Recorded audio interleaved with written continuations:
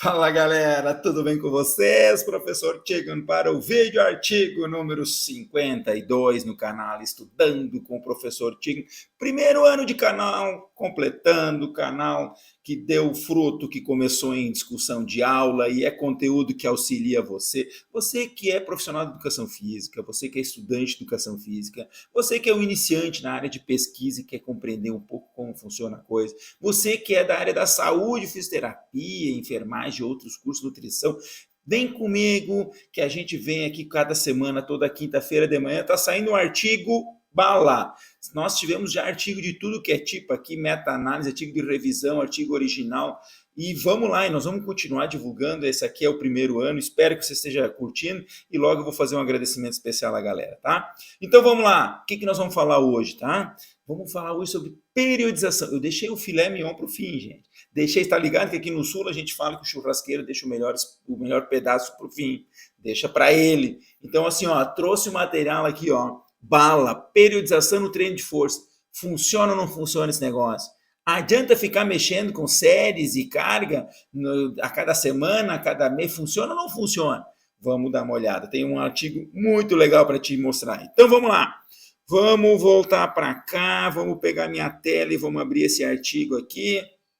Então aí, ó, um artigo 2022 de um grupo dinamarquês, Lucas Morgenstern, da Dinamarca, né, todos os participantes aqui, 2022, efeito da periodização na força e na hipertrofia, né?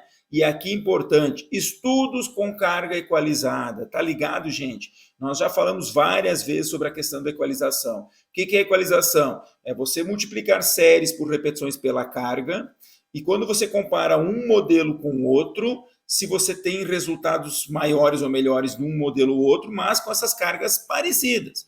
Então, se eu tenho lá 4 séries de 10 com 80 quilos, eu tenho 4 séries de 20 com 40 quilos, então nós temos modelos diferentes e que vão gerar volumes que podem ser diferentes. Então, a ideia sempre é essa. Muito bem, vamos lá então.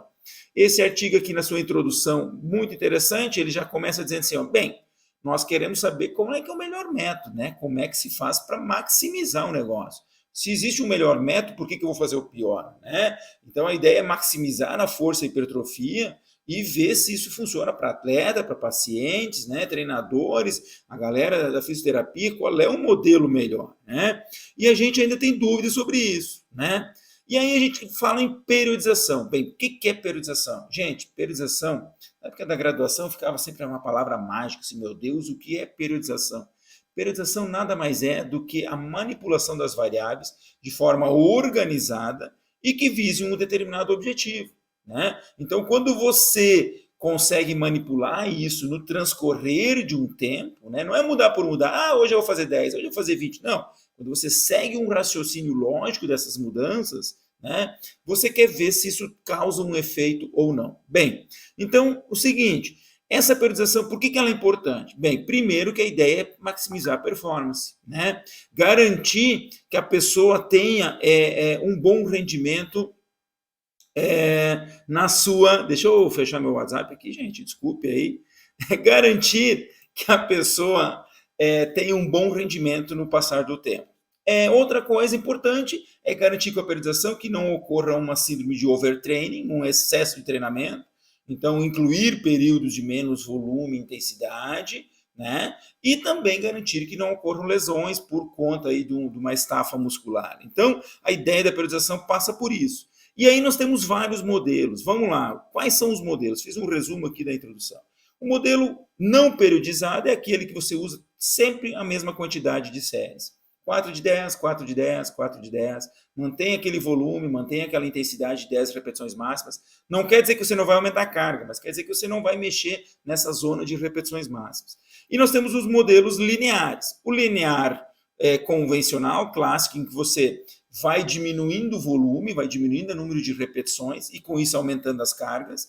Então você faz 3 de 12, são 36 repetições com carga de 12 repetições máximas.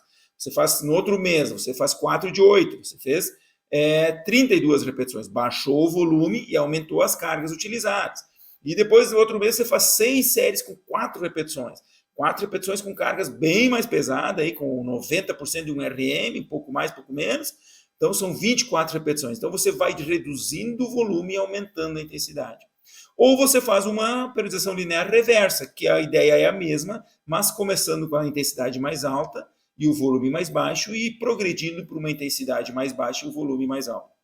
E os modelos ondulatórios, né? Periodização ondulatória, que é aqueles que você não vai a cada mês mudar. Você vai mudar ou diariamente, que é o ondulatório diário, ou você vai mudar semanalmente, que é o semanal, né? E ainda existe o modelo de bloco, né? O bloco é aquele que você tem um objetivo específico, você concentra o tipo de treino naquele período, um mês, 2 meses, focando exclusivamente naquele objetivo, tá? Então, seguimos aí. Muito bem. Então, a gente ainda, né, poucos estudos fizeram essa comparação quando pegam estudos com volume equalizado, né? Porque, veja bem, alguns métodos de treinamento, eu já trabalhei, eu trouxe um artigo sobre pirâmide e drop set, que o grande detalhe, assim, alguns métodos são muito bons para aumentar o volume. E aumentando o volume, você não sabe se foi o método que causou o efeito ou se foi o aumento do volume. Então, este estudo aqui é muito interessante porque ele só pegou estudos em que foi equalizado os volumes. E isso ainda está um pouco, não muito claro, né? Dados contraditórios e dúbios que a gente não tem bem certeza. Então, o objetivo dessa meta-análise é isso, né? Ver até que ponto a gente tem melhores ganhos na hipertrofia e força, ver se existe uma diferença no status, né? Se o sujeito treinado e não treinado, como é que ele se comporta, né? E ver se, tanto na força como na hipertrofia, existe a possibilidade de alterações. Então, os métodos foi utilizada uma seleção via Prisma, né? Seguindo a metodologia do Prisma, localizados 35 estudos para essa meta-análise, a escala de Pedro para avaliar a qualidade, o efeito em magnitude utilizando 0,2, 0,5, 0,8 como referência e também a heterogeneidade dos estudos, avaliar até que ponto eles variaram. E aí, nos estudos encontrados, totalizou 1.022 sujeitos, poucos de adolescentes, a grande maioria de adultos e idosos também com estudos, 19 estudos com não treinados e 15 com treinados, variando bastante os estudos no período de 6, outros com 36 semanas, então variou bastante, 2 a 4 dias por semana de treinamento, uma a 7 séries, uma a 30 repetições, 30 a 105% de um RM, 3 a 30 RM repetições máximas. Então, só para mostrar assim, que os estudos são muito diferentes e é difícil a gente conseguir fazer com que a coisa ande de forma alinhada. Bem, quanto à qualidade dos estudos, né, já indo para os resultados, né, continuando nos resultados, aliás, 2 estudos de baixa qualidade, 24 moderada e 9 de alta qualidade. Então, ainda não temos estudos com uma qualidade tão alinhada, né? A média ficou em 4,8, numa escala de até 7 pontos, né? Então, ainda temos alguns gaps ali que podem melhorar o estudo e aí, inclusive, mudar os seus resultados. Bem, quanto a os resultados principais, eu não vou no texto, nem aqui estão as tabelas com descrição dos tipos de estudos, quem quiser acompanhar, pode acompanhar, né? E aí a gente vai para os nossos gráficos de meta-análise. Vamos lá. Já antecipando aqui, né, que os estudos com outros modelos de periodização, né, por exemplo, a própria periodização em bloco, tiveram poucos estudos que não foi possível fazer a meta-análise. Então, vamos lá. Aqui, ó, filé mignon do negócio. Periodizar ou não periodizar quanto à força? 1 RM na força. Periodizar funciona ou não funciona? Então, lembrando da meta-análise, né? Essa linha central aqui é o ponto que é o 0, que não é bom nem ruim, que é empate. Para o lado esquerdo, nós temos em favor aos estudos não periodizados e o lado direito, os periodizados. Observe que nós temos vários pontinhos pequenos do lado direito, alguns poucos do lado esquerdo, né? E mostrando que esse losango, que é a média dos estudos, ele está à direita, dizendo que sim, treinar de forma periodizada é melhor do que não periodizado para os aumentos de força. Um efeito de magnitude de 0,31, que é pequeno, e aí, pela heterogeneidade dos resultados, o estudo de Monteiro foi excluído. E quando se tira isso, essa magnitude cai para 0,19, cai um pouco ainda, considerado pequeno, certo? Então, e isto, os ganhos de força não periodizados, e aqui é importante, tá, gente? Quando a gente diz que um é melhor que o outro, não quer dizer que o outro é 0, saca? Então, assim, os não periodizados melhoraram 22,7% em média nos ganhos de força, e os periodizados melhoraram 27,6%, ou seja, 5% a mais. E esse comportamento foi igual entre não treinados e também treinados. Quando a gente vai para a hipertrofia, observem que o nosso losango ele está sobre o zero, alguns estudos para o lado esquerdo e outro direito, e mostrando que tanto periodizados como não periodizados melhoraram a hipertrofia, 3,2% e 4,2% de incrementos, não sendo significativa a diferença entre esses dois modelos, tanto treinados como não treinados. Então, na hipertrofia, esses estudos aqui citados, no conjunto deles, mostra que periodizar treinamento ou não impacta na hipertrofia muscular.